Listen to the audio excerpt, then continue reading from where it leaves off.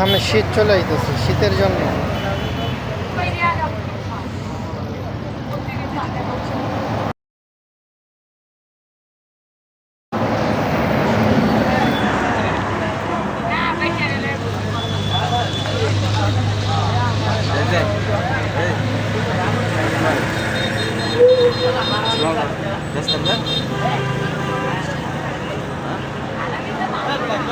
এটা বেশি দিতে না।